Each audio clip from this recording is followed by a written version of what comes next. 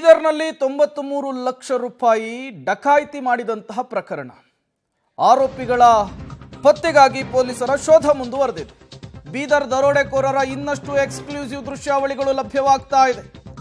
ಬೀದರ್ನಿಂದ ಹೈದರಾಬಾದ್ಗೆ ಹೋಗಿರುವಂತಹ ದೃಶ್ಯಗಳು ಲಭ್ಯ. ಹೈದರಾಬಾದ್ ಹೋಟೆಲ್ನಲ್ಲಿ ದೋಸೆಯನ್ನ ತಿಂದಿದ್ದಾರೆ, ಹೋಟೆಲ್ನಲ್ಲಿ ಬಟ್ಟೆಯನ್ನ ಬದಲಾಯಿಸಿದ್ದಾರೆ ದರೋಡೆಕೋರರು ಅನ್ನೋದು ಗೊತ್ತಾಗ್ತಾ ಇದೆ. ಬೀದರ್ನಿಂದ ಹೋಗುವಾಗ ಧರಿಸಿದ ಜಾಕೆಟ್ ಅನ್ನು ಬದಲಿಸಿದ್ದಾರೆ ದರೋಡೆಕೋರರು. ಪಬ್ಲಿಕ್ ಟಿವಿಯ ಬಳಿ ದರೋಡೆಕೋರರ ಚಲನವಲನದ ಎಕ್ಸ್ಕ್ಲೂಸಿವ್ ದೃಶ್ಯಾವಳಿಗಳು. ಬೀದರ್ನಲ್ಲಿ ದರೋಡೆ ಮಾಡ್ತಾರೆ, 93 ಲಕ್ಷ ರೂಪಾಯಿ ಹಣವನ್ನು ಎಗರಿಸ್ಕೊಂಡು ಹೋಗ್ತಾರೆ. ನೀವು ಕೂಡ ಅವರ ಫುಟೇಜ್ ಅನ್ನು ಗಮನಿಸ್ತಾ ಇದ್ದೀರಿ ಪಬ್ಲಿಕ್ ಟಿವಿಯ ಸ್ಕ್ರೀನ್ ಮೇಲೆ. ಇವರಿಬ್ಬರೇ ಡಕಾಯಿತರು, ಇವರೇನೆ 93 ಲಕ್ಷ ರೂಪಾಯಿ ಹಣವನ್ನು ಎಗರಿಸಿರುವಂಥದ್ದು. ಇವರು ಹೈದರಾಬಾದ್ಗೆ ರೀಚ್ ಆದ ಮೇಲೆ ಹೋಟೆಲ್ ಒಂದಕ್ಕೆ ಹೋಗಿ ಅಲ್ಲಿ ದೋಸೆ ತಿಂತಾರೆ. ಅದಾದ ಮೇಲೆ ಅದೇ ಹೋಟೆಲ್ನಲ್ಲಿಯೇ ಡ್ರೆಸ್ ಅನ್ನ ಚೇಂಜ್ ಮಾಡ್ತಾರೆ. ಅದಕ್ಕೆ ಕಾರಣ ಪೊಲೀಸರ ದಿಕ್ಕು ತಪ್ಪಿಸುವಂತಹ ಕೆಲಸ. ಇವರಿಬ್ಬರೇನೆ ಬೀದರ್ನಲ್ಲಿ ಸಿಬ್ಬಂದಿಯನ್ನ ಹೊಡೆದು ಹಾಕಿ 93 ಲಕ್ಷ ರೂಪಾಯಿ ಹಣ ಎಗರಿಸಿದಂತಹ ದರೋಡೆಕೋರರು. ನೀವು ಕೂಡ ಸಿಸಿಟಿವಿ ಫುಟೇಜ್ ಅನ್ನ ಗಮನಿಸ್ತಾ ಇದ್ದೀರಿ. ಇವರಿಬ್ಬರ ಹೆಡೆಮುರಿ ಕಟ್ಟೋದಕ್ಕೆ ಈಗ ಪೊಲೀಸರು ನಿರಂತರ ಶೋಧವನ್ನ ಮಾಡ್ತಾ ಇದ್ದಾರೆ. ಬೀದರ್ನಿಂದ 93 ಲಕ್ಷ ರೂಪಾಯಿ ಹಣವನ್ನು ಎಗರಿಸಿಕೊಂಡು ಬೈ ರೋಡ್ 160 ಕಿಲೋಮೀಟರ್ ದೂರದಲ್ಲಿರುವಂತಹ ಹೈದರಾಬಾದ್ಗೆ ಬೈಕ್ನಲ್ಲಿ ಹೋಗ್ತಾರೆ.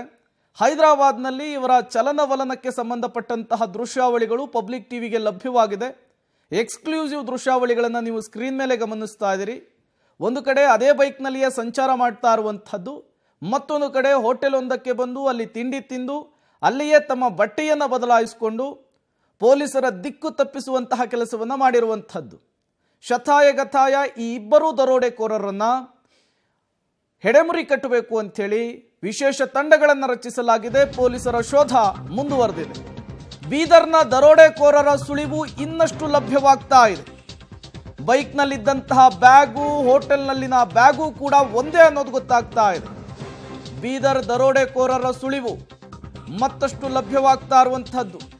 ಅವರ ಚಲನವಲನಕ್ಕೆ ಸಂಬಂಧಪಟ್ಟಂತಹ ಮತ್ತಷ್ಟು ಎಕ್ಸ್ಕ್ಲೂಸಿವ್ ದೃಶ್ಯಾವಳಿಗಳು ಲಭ್ಯವಾಗ್ತಾ ಇದ್ದಾವೆ. ಈಗಾಗಲೇ 5 ವಿಶೇಷ ತಂಡಗಳನ್ನು ರಚನೆ ಮಾಡಲಾಗಿದೆ. ನೋಡಿ, ಅವರು ಹಾಕೊಂಡಿದ್ದಾರಲ್ಲ ಬ್ಯಾಗು, ಅದರಲ್ಲಿಯೇ 93 ಲಕ್ಷ ರೂಪಾಯಿ ಹಾರ್ಡ್ ಕ್ಯಾಶ್ ಇರುವಂಥದ್ದು. ಬೈಕ್ನಲ್ಲಿ ಹೋಗಬೇಕಾದ್ರೂ ಕೂಡ ಇದೇ ಬ್ಯಾಗನ್ನು ಹಾಕ್ಕೊಂಡಿದ್ರು. ಅದರ ಫುಟೇಜನ್ನು ಕೂಡ ನೀವು ಗಮನಿಸ್ತಾ ಇದ್ದೀರಿ. ಒಂದು ಕಡೆ ಅದೇ ಬ್ಯಾಗನ್ನು ಇಟ್ಕೊಂಡು ಹೈದರಾಬಾದ್ನ ಹೋಟೆಲ್ ಒಂದಕ್ಕೆ ಅವರು ಎಂಟ್ರಿ ಕೊಡ್ತಾರೆ, ಅಲ್ಲಿ ತಿಂಡಿಯನ್ನು ತಿಂತಾರೆ. ಆ ಸಂದರ್ಭದಲ್ಲೂ ಕೂಡ ಅವರ ಕಂಕಳಲ್ಲಿ ಅದೇ ರೀತಿಯ ಬ್ಯಾಗ್ ಇರೋದನ್ನು ನೀವು ಗಮನಿಸ್ತಾ ಇದ್ದೀರಿ. ಬಾಕ್ಸ್ನಲ್ಲಿದ್ದಂತಹ 93 ಲಕ್ಷ ರೂಪಾಯಿಯನ್ನ ಬೈಕ್ನಲ್ಲಿ ಹೋಗ್ತಾನೆ ಬ್ಯಾಗಿಗೆ ಡಂಪ್ ಮಾಡಿರ್ತಾರೆ. ಬಾಕ್ಸನ್ನು ರಸ್ತೆ ಬದಿ ಬಿಸಾಕಿರ್ತಾರೆ. ಈ 2 ಬ್ಯಾಗ್ನಲ್ಲಿ 93 ಲಕ್ಷ ರೂಪಾಯಿ ಹಾರ್ಡ್ ಕ್ಯಾಶ್ ಅನ್ನು ತುಂಬಿಕೊಂಡು ಹೋಗಿರುವಂಥದ್ದು. ಮತ್ತಷ್ಟು ಡೀಟೇಲ್ಸ್ ಕೊಡ್ತಾರೆ ಮಲ್ಲಿಕಾರ್ಜುನ್, ನೇರ ಸಂಪರ್ಕದಲ್ಲಿ ಜಾಯಿನ್ ಆಗಿದ್ದಾರೆ. ಮಲ್ಲಿಕಾರ್ಜುನ್, ಈ ದರೋಡೆಕೋರರಿಗೆ ಸಂಬಂಧಪಟ್ಟಂತಹ ಮತ್ತಷ್ಟು ಎಕ್ಸ್ಕ್ಲೂಸಿವ್ ದೃಶ್ಯಾವಳಿಗಳು ಸಿಗ್ತಾ ಇರುವಂತಹದ್ದು. ಪೊಲೀಸರ ಇನ್ವೆಸ್ಟಿಗೇಷನ್ ಈಗ ಎಲ್ಲಿಗೆ ಬಂದಿದೆ, ಏನೆಲ್ಲ ಬೆಳವಣಿಗೆಗಳಾಗ್ತಾ ಇದೆ ಪ್ರಕರಣದಲ್ಲಿ ಸದ್ಯ ಅಂತ ಹೇಳಿ?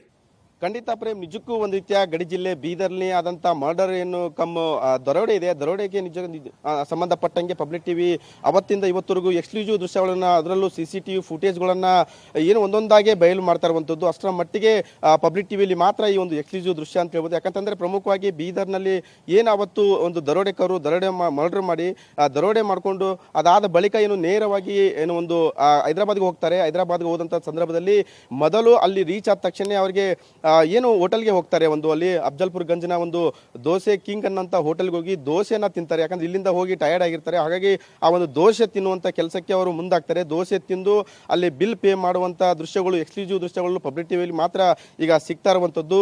ಅದಾದ ಬಳಿಕ ಏನು ಅವರು ಒಂದು ಖಾಸಗಿ ಟ್ರಾವೆಲ್ಸ್ ಇದೆ, ಅಂದ್ರೆ ಪ್ರಮುಖವಾಗಿ ಅಲ್ಲಿ ದೋಸೆ ತಿಂದಂಥ ಸಂದರ್ಭದಲ್ಲಿ ಆ ಒಂದು ಮಾಲೀಕನ ಬಳಿ ಪ್ರತಿಯೊಂದು ಮಾಹಿತಿಯನ್ನು ಕಲೆ ಹಾಕ್ತಾರೆ. ಅಂದ್ರೆ ಪ್ರಮುಖವಾಗಿ ನಾವೀಗ ರಾಯಪುರ್ಗೆ ಹೋಗಬೇಕು, ಛತ್ತೀಸ್ಗಢ, ಇಲ್ಲಿ ಎಲ್ಲಿ ಟ್ರಾವೆಲ್ಸ್ ಇದೆ, ಯಾವ ಟ್ರಾವೆಲ್ಸ್ಗೆ ಹೋದ್ರೆ ನಾವು ರಾಯಪುರ್ಗೆ ಹೋಗ್ಬೋದು, ಈ ಎಲ್ಲ ಮಾಹಿತಿಯನ್ನು ಕಲೆ ಹಾಕಿ ಆ ನಂತರ ಮಾಲೀಕರು ಕೊಟ್ಟಂತ ಮಾಹಿತಿ ಮೇರೆಗೆ ಆ ಟ್ರಾವೆಲ್ಸ್ಗೆ ಹೋಗ್ತಾರೆ.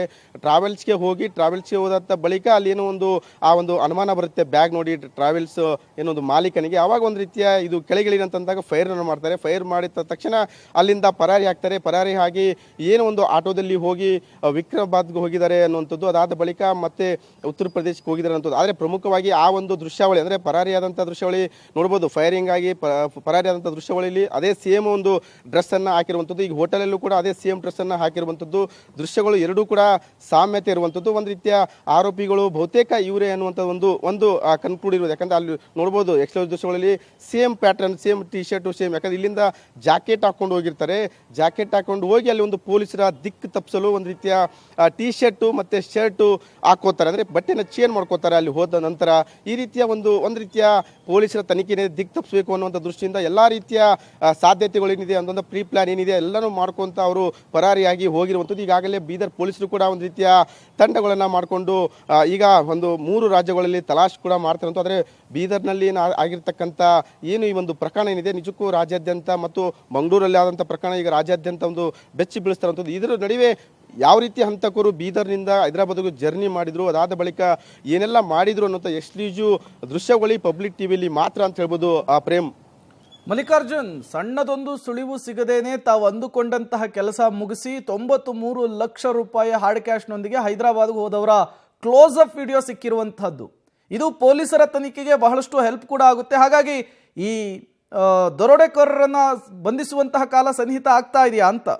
ಖಂಡಿತವಾಗಿ ಪ್ರೇಮ್, ನಿಜಕ್ಕೂ ನೀವು ಹೇಳಿದ್ದು 100% ಸತ್ಯ ಅಂತ ಹೇಳ್ಬೋದು. ಯಾಕಂದ್ರೆ ಪಬ್ಲಿಕ್ ಟಿವಿ ಎಲ್ಲ ಮಾಧ್ಯಮಗಳನ್ನ ಪಬ್ಲಿಕ್ ಟಿವಿ ಮಾತ್ರ ಎಕ್ಸ್ಕ್ಲೂಸಿವ್ ದೃಶ್ಯಗಳು, ಅದರಲ್ಲೂ ಕ್ಲೋಸ್ ಅಪ್ ಅಲ್ಲಿ ಒಂದು CCTV ಫುಟೇಜ್ ಮೂಲಕ ಮೆಗಾ ಎಕ್ಸ್ಕ್ಲೂಸಿವ್ ಸುದ್ದಿಯನ್ನ ಮಾಡ್ತಾ ಇರುವಂಥದ್ದು. ಯಾಕಂತಂದ್ರೆ ಪ್ರಮುಖವಾಗಿ ನೋಡ್ಬೋದು ಅಲ್ಲಿ ಫೋಟೋ ಕೂಡ ಇರುವಂಥದ್ದು. ಪ್ರಮುಖವಾಗಿ ಕ್ಲೋಸ್ ಅಪ್ ಅಲ್ಲಿ CCTV ಫುಟೇಜ್ ಸಿಕ್ತಿರುವಂಥದ್ದು. ಯಾಕಂದ್ರೆ ನಿನ್ನೆ ಏನು ಮಾಧ್ಯಮದಲ್ಲಿ ಬಂತು ಆ ಒಂದು ಅಸ್ಪಷ್ಟವಾಗಿತ್ತು ಆ ದೃಶ್ಯಗಳು. ಆದರೆ ಇವತ್ತೇನು ಸಿಕ್ಕಿದೆ ಪಬ್ಲಿಕ್ ಟಿವಿಯಲ್ಲಿ ಮಾತ್ರ ಒಂದು ಮೆಗಾ ಎಕ್ಸ್ಕ್ಲೂಸಿವ್ ದೃಶ್ಯಾವಳಿಗಳು. ಅಲ್ಲಿ ಕ್ಲಿಯರ್ ಆಗಿ ಆ ಒಂದು ಏನು ಫೇಸ್ ಇದೆ ಆ ಫೇಸ್ ಗೊತ್ತಾಗ್ತಾ ಇರುವಂಥದ್ದು, ಇಬ್ಬರು ಚಲನವಲನ ಗೊತ್ತಾಗ್ತಾ ಇರುವಂಥದ್ದು.